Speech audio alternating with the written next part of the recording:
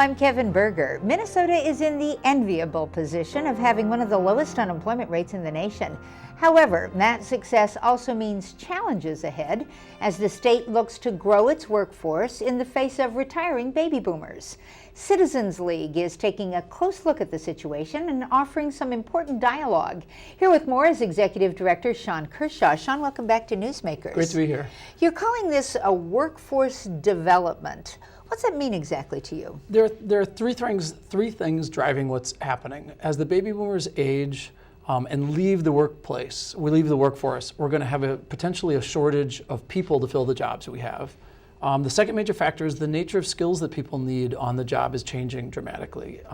So that you used to go to school, get a set of skills, and then be able to keep them. You might have to go back every 4 or 5 years in the new workplace. And the third is Minnesota is not doing well with communities of color.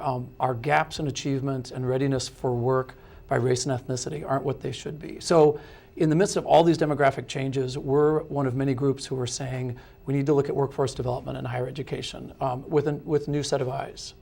So who needs to come together? What's clear here is there's lots of work happening in kind of silos. I mean, what tends to happen in policy is people are talking to each other, but not talking across these silos. So the two things that we're saying need to happen is we've got to talk across these groups of people, and it's essential that we bring students and parents and businesses to the table.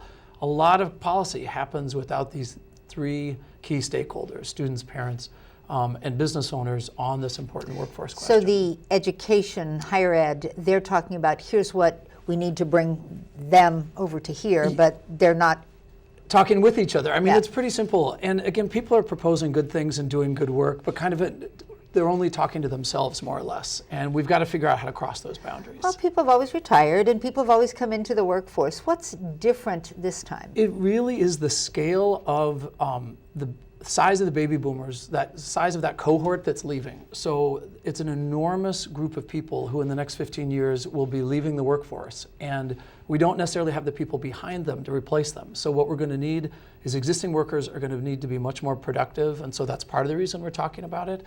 And we're going to have to figure out how to attract people from all over the United States and all over the world back to Minnesota. And what's at stake if we don't just kind of let nature take its course? What's at stake? Without really sort of getting in there and grinding out some policy. Yeah, it's pretty basic. It's our economic health and our quality of life. I mean, Minnesota needs to compete for all of us. I mean, we're a state where it's cold in the winter and we don't have mountains and an ocean. And so we need people to want to be here and then be as productive as they can when they are here. Are there examples where this is actually happening right now? Another great thing that Minnesota has going for it is the innovations that are starting to happen. People are able right now to take post-secondary post-secondary classes in high school. Mm-hmm. So how do we bring higher ed into high school? Kind of jumpstart that process? Yeah, jumpstart that process while they're in high school. There's really interesting things happening in on-the-job training and apprenticeships. So how can employers and schools and students come together differently?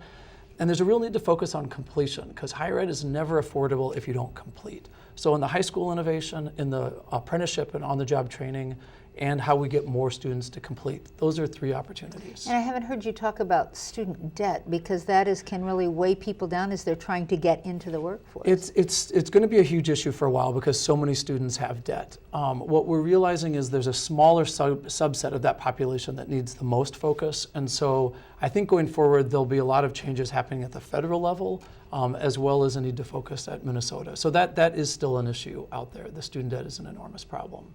Sean Kershaw, as always, it's great to hear what you're talking about, see what you're thinking about, and I'll be interested to see how it all comes into play.